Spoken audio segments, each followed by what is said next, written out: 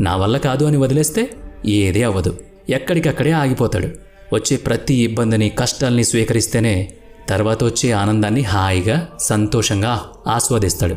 అలాగే తను నిబ్బరంగా ఉండగలిగినప్పుడే కదా నలుగురికి చెయ్యూత ఇవ్వగలడు, నలుగురికి దారి చూపించగలడు.